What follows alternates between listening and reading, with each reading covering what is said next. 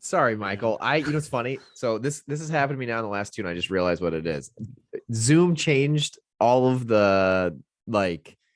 Now they only give you 40 minutes on my plan. I have to upgrade, so I didn't even Yeah. realize that, and it just like kicked me off. So anyway, you were It's trying like, to I was explain like, to this guy, people how to find your product, and it just cut you off. I apologize.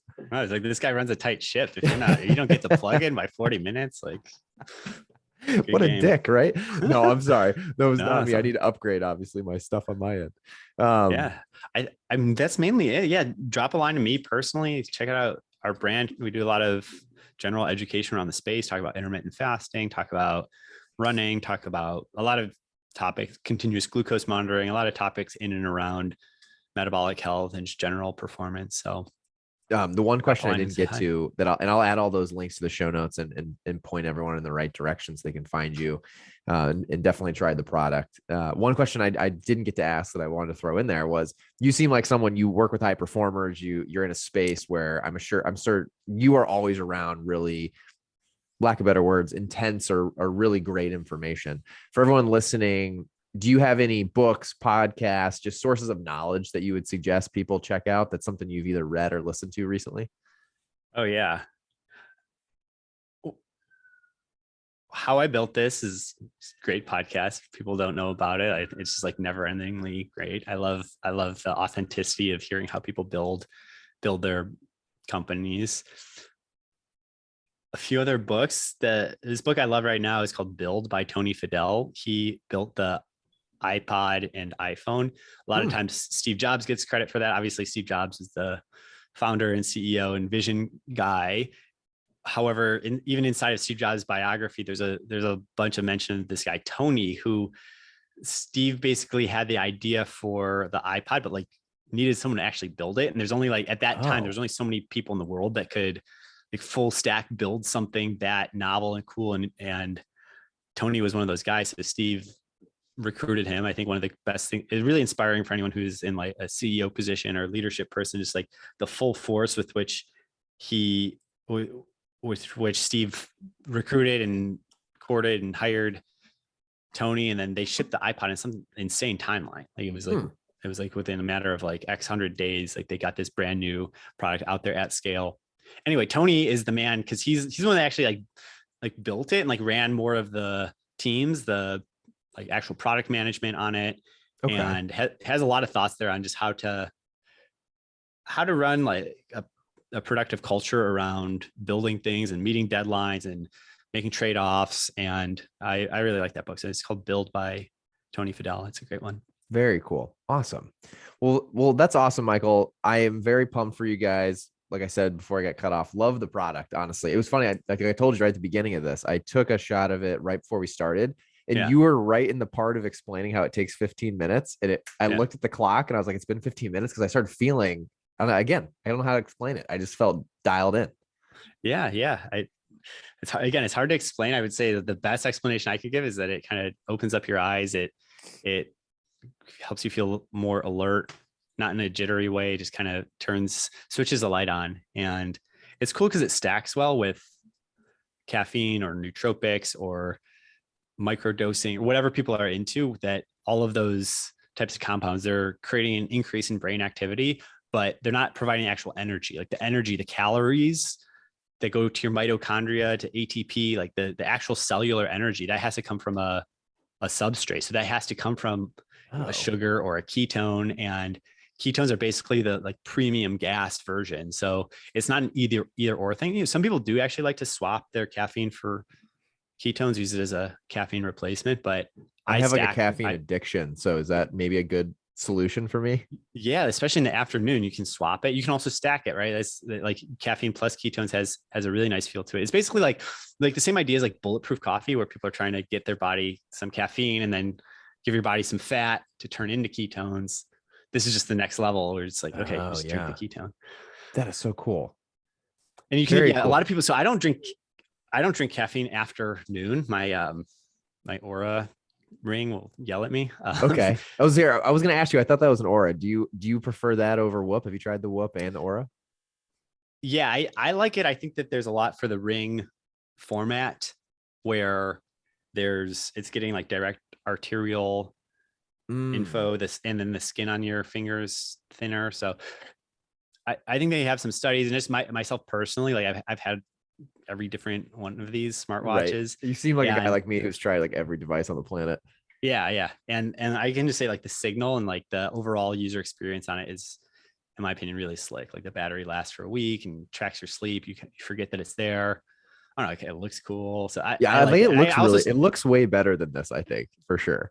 yeah, You I know, think whatever that's worth. I'm generally pro everything as far as like like it's all, any of this stuff is better than, not being aware or mindful about what is going on inside of your body. So I don't want to Right.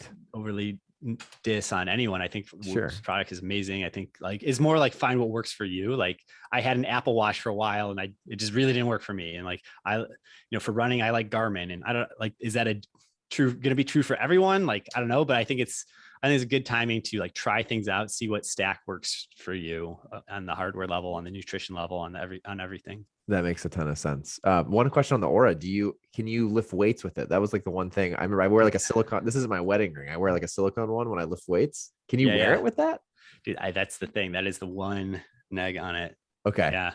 Like, yeah, it sucks. It's like wearing a metal ring, right? Same thing. Yeah. It's like you're gonna scratch up the ring or not have a good grip on the bar. It's Got it. Okay. So there's always a little caveat to everything, I feel like, but that's what it is. Yeah. And then do you use the levels still too? I use it. I don't wear it like every single day. I've worn it like a few different times for a 2-week stretch. My stance on levels is it's really cool. Like it's first of all, it's super cool. It's really interesting to see how your blood biomarkers, your blood glucose is responding to what you're eating, how you're moving, sleep levels, stress levels. That's really cool. It's just a whole new world being able to see inside your body. Like the first time I did it, it was eye-opening for sure. And my stance on it is I don't necessarily, it can be diminishing returns to wear it constantly because you kind of learn things. I feel this way about a lot of things in the overall space where like with sleep tracking, for instance, you can learn like what is affecting your sleep score or not. Like, okay, well, having a ritual before going to bed, lighting my little incense candle or Muji diffuser, putting away digital stuff for an hour, blackout curtains, consistent bedtime, be hydrated but not too hydrated, whatever you're thinking, you kind of learn it and then you're done. Like do you need to track your exact sleep score every day for the rest of your life? Like you can, but I think a lot of times people have that like 30 or 60 day window where they're hyper focused on that specific module and they kind of like update their brain's firmware around that. And then you can go on to the next thing. Like you can track your footsteps, right? And then eventually you learn what 10,000 footsteps feels like. Mm-hmm. And then you can intuitively you almost don't even need the footstep tracker anymore. Like, so that's how I feel about a lot of things in the general space. So I always put on a continuous glucose monitor, like, I don't know, every quarter or two, just to see what's going on, like see kind of refresh my awareness on it. It's like, I don't check my sleep score every single day, but I'll check it like now and then and see if there's something new to learn. Cause I feel like I'm at a certain level of, it's more like maintenance mode. Like the rapid learning happened when I first tried it out. That makes a ton of sense. I'm sure it's like that way even with your product, right? Like I would assume like right away like for me, I'm curious if it does anything with my whoop, like it's sleep or anything. Cause is it something should you not take it too late in the day, or does that have no effect? Like, cause there's no caffeine. There's no caffeine. It's generally a source of energy. And so while I wouldn't like chug a ton of it right before going to bed, there's actually some interesting signaling that it does do if you have a little bit before going to bed, because basically your body is always using energy. Like even when you're sleeping, when you're in rest and recovery mode, your parasympathetic nervous system is activated, right? You're repairing all the cleanup tasks that need to be done for the day in your brain, in your muscles. That takes energy. Like your body's using energy when you sleep. So having some ketones around to do that is not a bad idea. One analogy that I think of is like hydration, where 11 a.m., if you're dehydrated, you're not going to be able to focus. Drink some water, you'll be better. 11 p.m., you're dehydrated, you're going to have a hard time falling asleep. You're going to be tossing and turning. So how does this same magic water molecule like give me energy at 11 a.m. and then at 11 p.m. it helps me sleep? It's because in that case, water is so fundamental that whatever your body is trying to do in that moment, it's going to help out. Metabolic substrates are that have that same type of generalizability. Like a ketone specifically has this level of generalizability where whatever your brain is trying to do right now, if you're trying to work out, it's going to help you do that. If you're trying to recover, it's going to help you do that. If you're trying to think really hard, it's going to do that. And so it's not like caffeine, where like caffeine really specifically makes you unsleepy, right? Like blocks adenosine, the sleep hormone. It's like if you take it 11 a.m., 11 p.m., whatever time of day you take caffeine, it's going to like jolt you up. Drugs tend to be very specific and targeted in what they do, versus ketone is a substrate. And it's more like, okay, what is your body trying to do right now? Where is that energy coming from? And providing the premium level of gas is what the analogy would be there. So cool. Yeah. I mean, it's like, to me, and I'm not just blowing smoke here. It's such an innovative product. I feel like there hasn't been something like this. And I'm very in the weeds of food and beverage on different items that have come out that help people in different ways. It's just so cool. And I know I've said that a couple of times, but it really is. It's just really unique. It's really interesting to think how so many people, and really the everyday American, could implement this into their daily lives and feel amazing. So that's the mission. And I don't want to bore all our listeners, but I'd love to, we could have a separate conversation on just more brass tacks of ways that we could work together. Yeah, definitely. For sure, man. I think there's definitely a lot of things we could do together.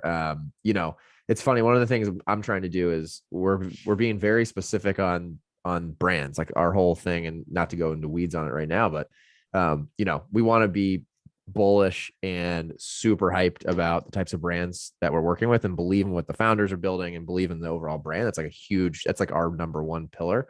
So yeah, I love it. I just think it's so cool. I'm trying to think of other questions. I mean, thank you for hopping back on. I apologize for the like cut off and then jumping back in. I'm sure for everyone listening, they're like, what the hell's happening? He was like closing it up and now we're back. But I honestly thought this was so cool. I didn't want to end it, and didn't mean for it to cut short. So we'll put all the links in the show notes that you shared. You're on Amazon. You have your D2C site. Are there any retailers that you're currently in LA, or anyone who's listening who could get it in person as well? Yeah, it's all ramping up just so quickly that there's spots we're talking to that will be in soon. So I can say, sure. Yeah, like we're going to do a big event with Remedy Place. They're one of the big wellness clubs in LA. We are doing an event in a week and setting up with the Collective. They're in Austin. If anyone's in Austin, or going to be in town for KetoCon, drop a line. Like open invitation if anyone's listening to these. And it is right now. It is July 1. That's right. Yeah, thanks for plugging that. There we go. Yeah. So a lot of stuff going on in LA. We got a few things coming up in Austin. We're basically at this point, every time we're turning on a new gym, we're doing a event around it. So we had a couple things going on in LA, a couple things in Austin. If people want to message me, that's probably the easiest. And I'll just invite you to whatever is upcoming next. And then, we're talking all the grocery stores. So we did a pilot in Sprouts that went super well. So we're doing next steps there. We're talking with Erewhon and Gelson's and Lazy Acres and Foxtrot and Central Market and all the basically you guys would sorry not to cut you off. You guys would kill in Foxtrot. I would assume there's so many Chicago is where I feel like, I don't know if that's where it started or not, but there's one right across from the RX bar office, and that your product would sit so well on that shelf. Sick. Yeah. No, these are all the types of conversations that we're having right now.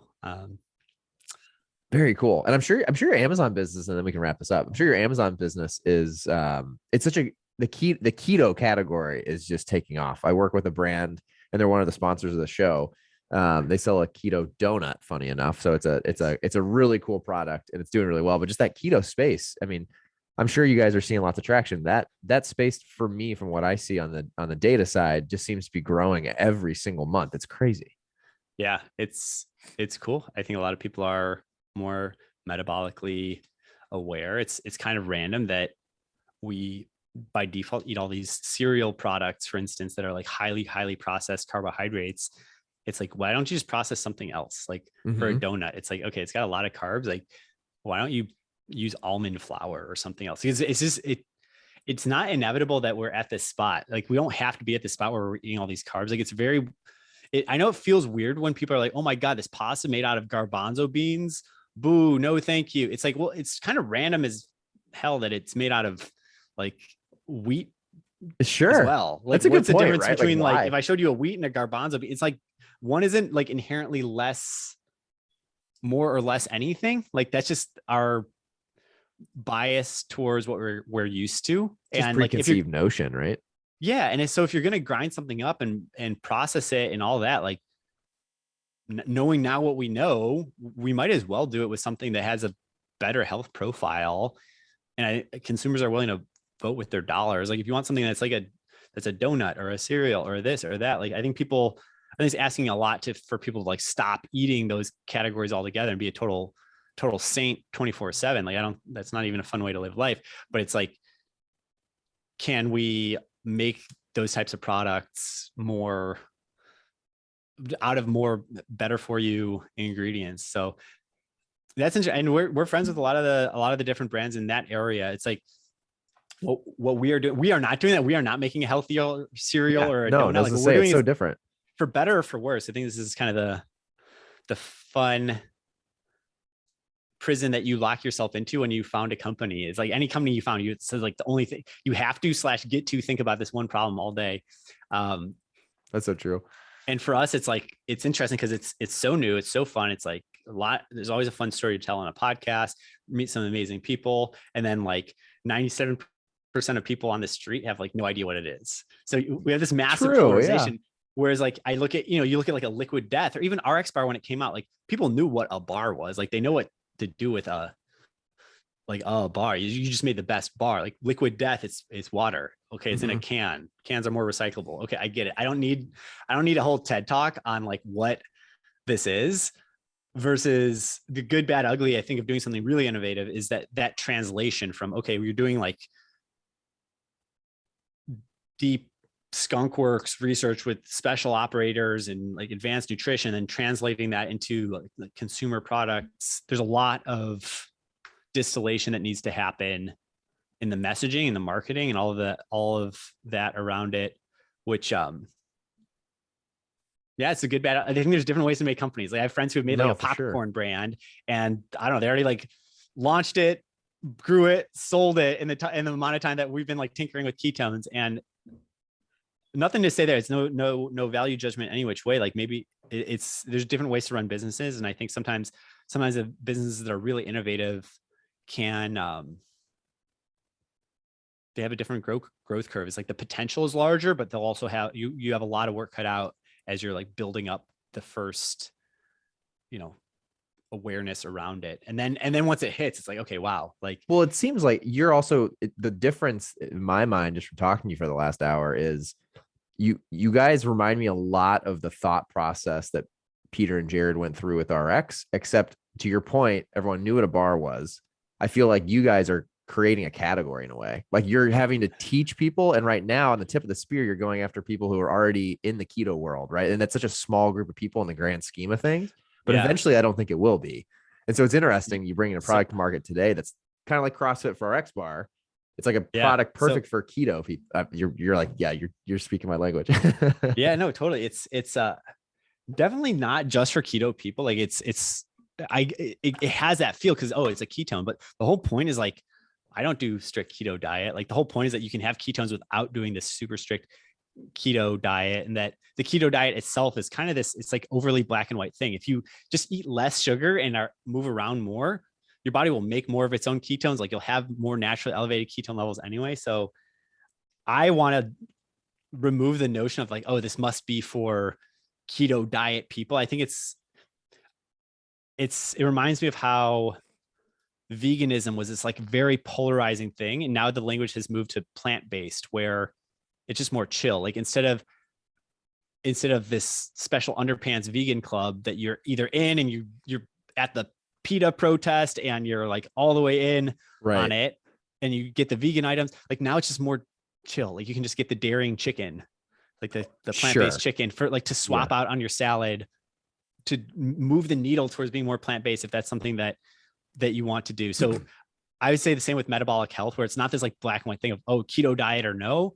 It's more just like you want to spend more time with elevated ketones. And then this is a tool for anyone. And I have so many thoughts here on like just like how we're taking this in the abstract and mapping it down.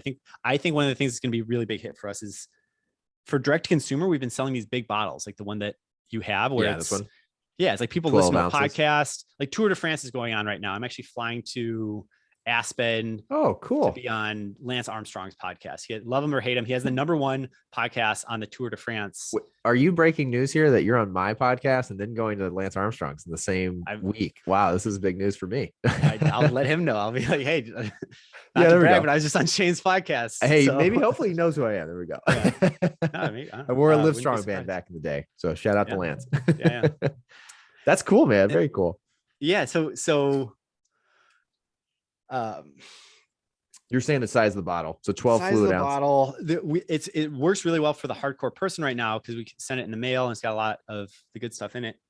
I think breakthrough for us is that we have these shots coming, these like single serving shots that are going to sit next to the wellness shots category at the store, which can be at checkout counters. That'll be huge. Yeah. So that's part of how we are hopefully crossing the chasm. I'm just giving it very raw building in public because like the shots are not a multi tens of millions of dollars product. For everyone watching, if you can see it, I mean, it comes in there's like a cup that comes with it. So you're like pouring out a shot. You're not like chugging this whole bottle at once. This is 10 servings, right? Or more than that, 10 servings in the big bottle. It's 10 servings, comes with a dose cup. It's very, I would say like technical where you can dose up or down. You can measure it out. It's very like prosumer.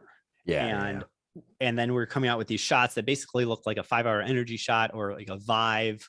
We like, I like the comparison more to like the wellness shots. They're a little bit more high end than 5-hour in terms of how they're positioned in merchandise.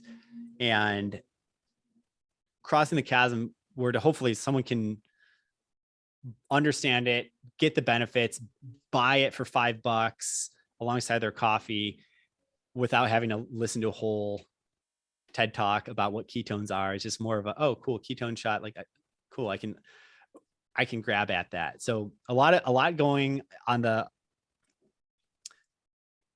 strategy around distribution, product development, price pack architecture to cross that chasm from this thing that used to only exist in like DARPA labs for super fuel for Navy SEALs to like, hey, I used to have bulletproof coffee. What is this? I can just drink a ketone. Like, and for all the entrepreneurs or CPG people out there, like there's so much richness to unpack there. And like, we're still, maybe getting some things right, maybe wrong.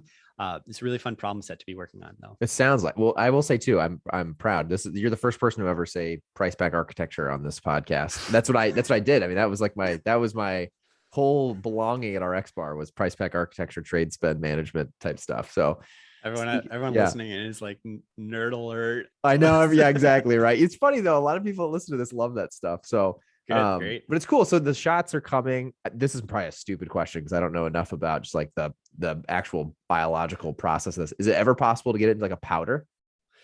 Yes. In principle, that's something we could do. We don't have it as that yet. It's really interesting. Again, just being open kimono about it. Like there's 16 different ways that we can take it. Right. Because when we have just like the V1, like rewinding the clock a few months, when we just had the big bottle, you just get ketones in a bottle, shows up at your doorstep. As an entrepreneur, I'm looking at, and like, we have a head of product and we talk all the time, like, where do we go from there? Like there's so many degrees of freedom. It's like, we can make different flavors. We make a wintergreen one, a lemon one, a this one, a that one, or we could powderize it, or we could make a mini bottle. Or we could, hey, shouldn't we be thinking about other functionals? Like, hey, it stacks well with CBD, or it stacks well with recovery protein, or it stacks well with caffeine. Plus version. Right. So there's all these degrees of freedom that you can play with. And one of the advices I would give, or that I've learned along the way, is like, you want to get the basic thing out there because you don't even know what perfect looks like. Like, we don't even know what's the best formula or format or whatever of the product. Like, you got to get the thing out there that's kind of super basic, and then start hearing what people's questions and concerns are. Like, you might be assuming a lot as a founder that people want flavors of your flavor, and they just want like a small pack and a big pack, and that's what they want. Or like, maybe people want the powder version, or maybe people it's not a powder thing. They just actually want the liquid. They just want it to taste different. Like whatever the degree of freedom, there's always a lot of degrees of freedom of ways to extend your product. I think a lot of founders have opinions, and that's good, but you want to hold back from building this like perfectest thing. You want to get something out there that people can respond to, that's like good enough that people can respond to, and then you can sniff out clues for what's the actual best business direction. Like, where am I going to open up the most market? Right. Like, am I opening up more market by adding another flavor, or am I opening up more market by making the powderized version or the little version or the big version? Like, where's the actual demand? Where's the market opportunity? What new channels of trade does this open up? What new use cases does it open up? And all I can say is like, I don't, at least for me, at least, is like, it's non-obvious. I have a lot of hypotheses, and a lot of what we're doing, what I consider us good at, is like not overthinking it. Like, get the thing out there and then see what people are pulling out of you, which is kind of philosophically what we were talking about earlier. Like, what you don't want to do is like design the perfect thing, spend all this money on R&D, and it's perfect. It's like, no, like, get the basic thing out there that like conveys the core reason that this product line or this business exists. And then listen to what people are pulling out of you. For like, the buyer at Target would want, the buyer at Whole Foods wants it, but guess what? They want it with no of this one chemical that we have for preservatives, not even a bad preservative, but whatever. It's like Whole Foods doesn't like it. So like, when we do the shots, like, that's super duper important that it does not have that preservative in there anymore. It's like, I didn't even know that. Like, I'm thinking about powderizing it or this or that, right? I'm thinking about 16 different directions to take it. And it turns out you can just listen to your customer and like stack rank. Okay, well, which customers do we care about? What opens up the most green space for us? It's that whole dance minimal between, viable product thing. Yeah. Right. Yeah. The 0 to 1, the viable product. It's so true, right? Because so many people, I think, get ate up and lost in creating, you said it well, making perfect. When it's funny, like sitting on this podcast, my first concept of powder came to my head just because I know the economics of both. And so from a finance lens, I'm like, oh, well, powder would just make more sense. It's just more economical. But there's a million other reasons why bottled products work well, right? Like, I know the guys at Super Coffee, they're burning a lot of money because it's an expensive product to ship, but it's way easier to have a ready to go product that you don't need to do anything with. I mean, just the grab and go aspect, there's a whole piece of that too, that it's hard to quantify. The powder creates a need to have to go in and mix it on the go. You can't just, it's another step. And then it's funny though, but then on the flip side, you can bring it more places. Like, you can throw 10 in the backpack and fly somewhere, and they're there. It's so hard. It's tough. It's fun. It's funny, right? It's funny. Super Coffee, obviously absolutely crushing it. And then you look at like Athletic Greens, where they take the opposite approach, where they are powder only. The big question with Athletic Greens, I think the big obvious one is like, oh, are you going to launch a ready to drink? Like, can I get a greens shot at a store? And it's like, they've been pretty disciplined. I think they're like 150 mil top line. Like, they've been pretty disciplined at saying, no, like, we're just going to, this one thing really works. Simplify. Let's get this everywhere. Let's get everyone subscribing and understanding this one core offering before we go and get too crazy out there. So it reminds me, it's like, I think one of the lessons that we're touching on here is, it's like your product doesn't just exist as a snapshot in time. It's not like you go and make the Mona Lisa and it's done. It's like it's a dialogue. So the goal, especially when you're launching that first version and any update, it's like, you want to give so you're playing tennis, like, you want to serve it over the net. Like, you don't need to win the point on the serve. Great if you do, right? Great if you knock it out of the park, but like, you want to get something over the net. See how the other side, see how your customer hits it back to you. Okay, they did it this way. Okay, let me hit it back to them this way. Where you see like Halo Top, another, breakout CPG over the last 5-10 years. Oh yeah. Like, they had something pretty good. They got on the market and they really listened on what was working or not. And they changed some things around and then nailed it. It's like, no one gets it. It's very rare to get. It's awesome if you can get it perfect on your first go. But the better mindset to think about it is, maybe that tennis analogy, like, get something over the net that people can respond to. Don't assume that you know exactly what people are going to say back, and then be dynamic. And then, if things are going well, like, you should always be updating your product. The work is never done. You're never just like done with the Mona Lisa. Yeah. Otherwise you sit in your own office and you think it's perfect and you get out in the market. But it's funny, like I was gonna say too, the powder idea, that's where my finance hat comes in. But then It's a great I idea might be for the one of record. 10 people who want that. You know what I mean? You never know, Yeah. right? But if you're sitting there and it's just you have two people who are always doing that, you know, could be the thing. Exactly. Yeah. Yeah. It's exactly, you can, I think that's one of the toughest things about being good entrepreneurs. You have to be absolutely open-minded to everything. Like I don't know, my mother-in-law who's speaks pretty good English, not totally, like she's Vietnamese and has pre-diabetes and doesn't listen to a lot of podcasts in the space, but like does what her doctor says. Like it's great hearing what she has to say and like what she Oh yeah. understands or not. Right. Yeah, And like definitely. her idea might be better than our, like, I don't know, biggest investor who's super smart and has invested in the last 100 CPGs. Like, I don't know, like Yeah. Well, it's this. funny, you say that. I'll tell you one last story. This will be funny to hear. So, before within the last year of me being at RX, Steve, and I always butcher his last name. I think it's Cahill. He's the CEO of Kellogg. He came into our office to kind of give us he just kind of wanted to meet people and just gave us an overall speech of where our X bar was going to sit in this new Kellogg world. And I'll never forget, someone asked a question just about like how, like RX, we always felt that and again, a lot of young people, we were all very motivated working there, but it was very much an organization where we felt like we were cutting edge and we were like changing a category. And then you go into an organization like a Kellogg and it's you have cereal who's been there for 100 years. And so the question was around like, what is Kellogg going to do to be more like, how are we going to basically copy paste and do more RX bars to make that company bigger? And I'll never forget what he said. He goes, no offense to all of you, but take a plane, go to the middle of Nebraska and go park yourself at a Walmart. No one's buying RX bars.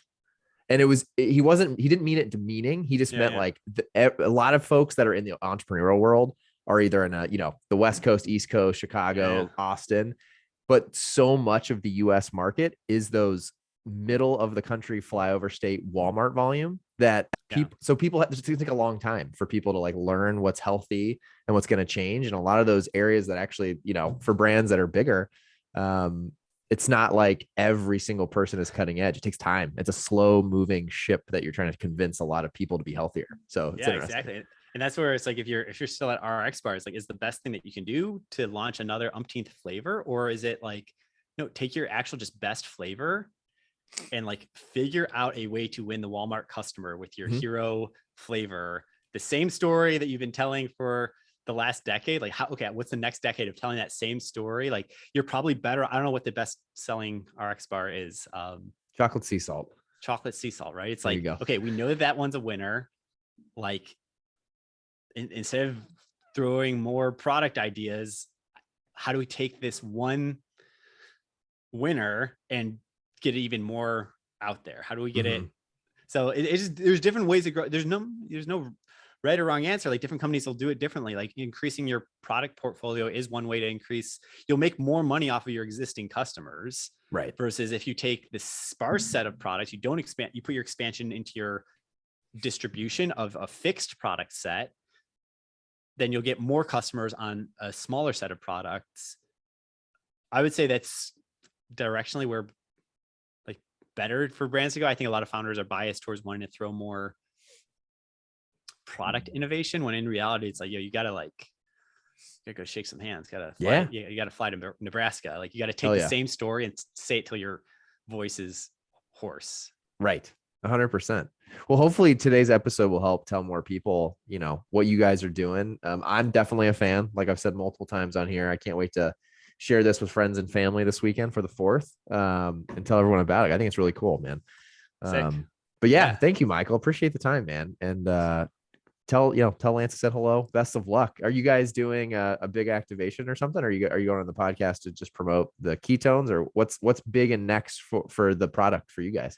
Yeah, cycling has always been a massive market for us because it works for cyclists. A lot of the research has been done around cycling, and it's because when you think about it, like soccer or basketball, stamina is an important part of that, but there's also all these other factors like field IQ and ball handling and teamwork, right? But when you look at just a pure play endurance activity like cycling, it's pretty one-dimensional, running the same way.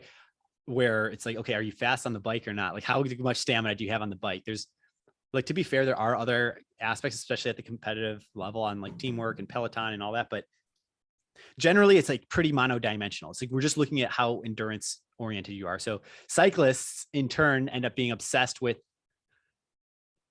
everything around endurance. Like, they know their functional threshold power. They know their exact nutrition. They know, like, they're monitoring all these things way more than a soccer player cares, but like they're not going to monitor every single thing. So anyway, cycling has been a really good like bullseye market for us. So we're doing a big activation around Tour de France, and we just actually, breaking news, you heard it here first, we just turned on international fulfillment. Oh, nice. Before, congrats. actually. We had some resellers that could sell it to some countries, but we just turned it on for our own website. So that's great. Congrats. That's huge. Yeah. So Tour de France, big, July is a big month for us always. And doing a few other things around just getting the cycling community really hyped this month. Got it. Very cool, man. Well, awesome. Well, best of luck. Let's definitely stay in touch. I think, like I said, you got some people in mind I definitely want to introduce you to. And then, appreciate you guys sending the product. And I hope everyone gets to try that's listening. Definitely go to the show notes and check it out. And we'll get everyone hooked up with some products. So thank you so much, Michael, for taking the time. And thanks for jumping back on. Shockingly, we almost ran out of time again. So I'm glad we jumped on and added some more value here. So again, thank you so much, man. It was nice to meet you, and a pleasure learning all about your product, and wish you the best. Yeah, it's great, Shane. Speak soon. Awesome. Sounds good.